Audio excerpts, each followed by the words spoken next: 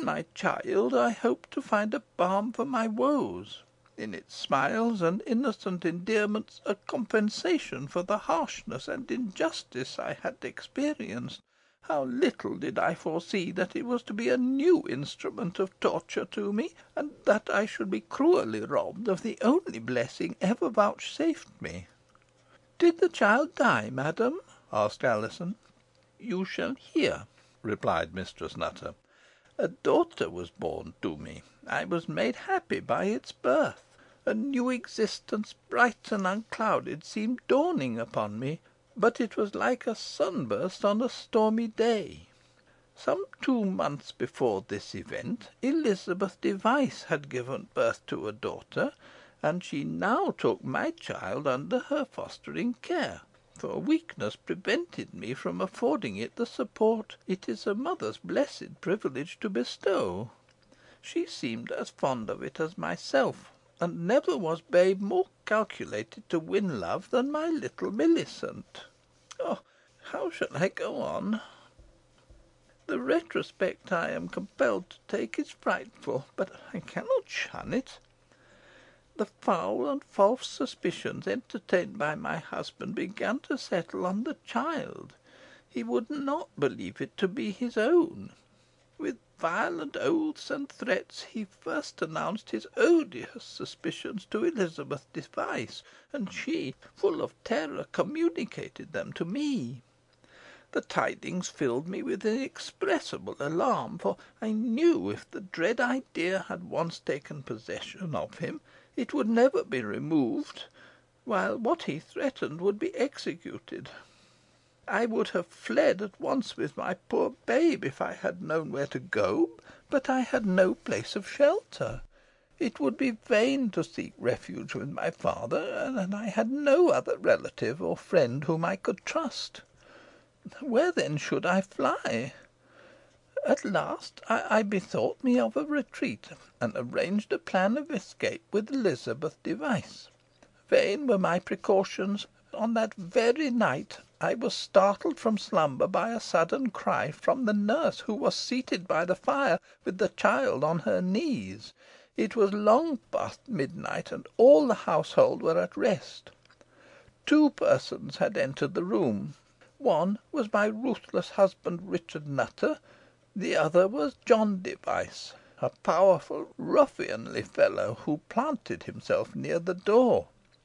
Marching quickly towards Elizabeth, who had arisen on seeing him, my husband snatched the child from her before I could seize it, and with a violent blow on the chest felled me to the ground, when I lay helpless, speechless. With reeling senses, I heard Elizabeth cry out that it was her own child, and call upon her husband to save it. Richard Nutter paused, but, reassured by a laugh of disbelief from his ruffianly follower, he told Elizabeth the pitiful excuse would not avail to save the brat.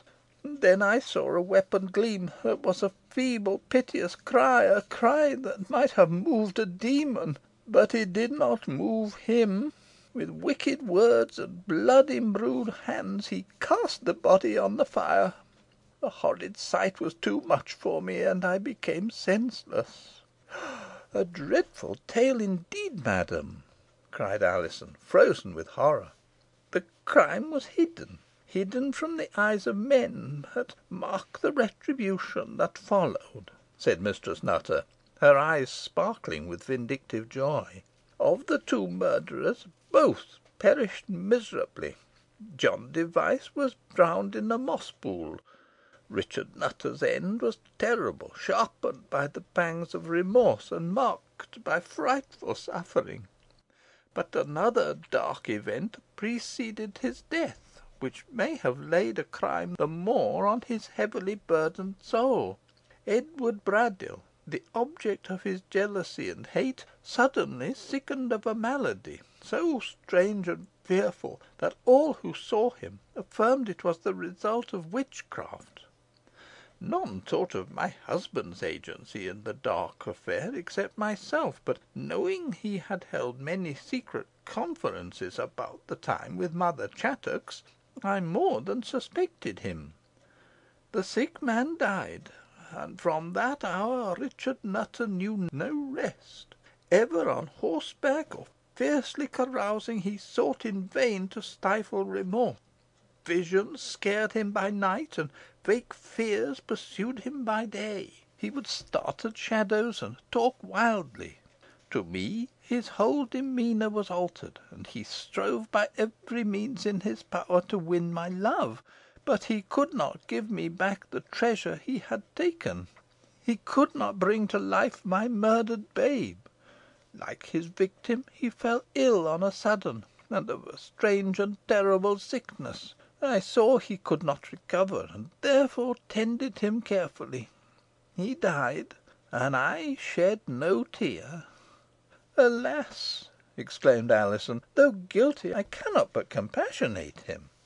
"You are right to do so, Alizon," said Mistress Nutter, rising, while the young girl rose too, "for he was your father." "My father!" she exclaimed, in amazement. "Then you are my mother?" "I am," replied Mistress Nutter, straining her to her bosom. "Oh, my child, my dear child!" she cried. "The voice of nature from the first pleaded eloquently in your behalf, and I should have been deaf to all impulses of affection if I had not listened to the call. I now trace in every feature the lineaments of the babe I thought was lost for ever. All is clear to me. The exclamation of Elizabeth Device, which, like my ruthless husband, I looked upon as an artifice to save the infant's life, I now find to be the truth. Her child perished instead of mine. How or why she exchanged the infants on that night remains to be explained, but that she did so is certain, while that she should afterwards conceal the circumstance is easily comprehended. From a natural dread of her own husband, as well as of mine, it is possible that from some cause she may still deny the truth, but I can make it her interest to speak plainly. The main difficulty will lie in my public acknowledgment of you, but at whatever cost it shall be made." "Oh, consider it well," said Alizon. "I will be your daughter in love, in duty, in all but name, but sully not my poor father's honour, which, even at the peril of his soul, he sought to maintain. How can I be owned as your daughter without involving the discovery of this tragic history?" "You are right, Alizon," rejoined Mistress Nutter, thoughtfully. "It will bring the dark deed to light, but you shall never return to Elizabeth Device. You shall go with me to Rough Lee, and take up your abode in the house where I was once so wretched, but where I shall now be full of happiness with you. You shall see the dark spots on the hearth which I took to be your blood." "If not mine, it was blood spilt by my father," said Alizon, with a shudder. Was it fancy, or did a low groan break upon her ear? It must be imaginary, for Mistress Nutter seemed unconscious of the dismal sound. It was now growing rapidly dark, and the more distant objects in the room were wrapped in obscurity, but Alizon's gaze rested on the two monkish figures supporting the wardrobe. "Look there, mother," she said to Mistress Nutter. "Where?" cried the lady, turning round quickly. I see. You alarm yourself needlessly, my child. Those are only carved figures of two brethren of the Abbey. They are said, I know not with what truth, to be statues of John Paslew and Borlace Alvetham." "I thought they stirred," said Alizon. "It was mere fancy," replied Mistress Nutter. "Calm yourself, sweet child. Let us think of other things, of our newly discovered relationships. Henceforth, to me, you are Millicent Nutter, though to others you must still be Alizon Device. My sweet Millicent," she cried, embracing her again and again. "Ah! little, little did I think to see you more." Alizon's fears were speedily chased away. "Forgive me, dear mother," she cried, "if I have failed to express the full delight I experience in my restitution to you. The shock of your sad tale at first deadened my joy, while the suddenness of the information respecting myself so overwhelmed me, that, like one chancing upon a hidden treasure, and gazing at it confined,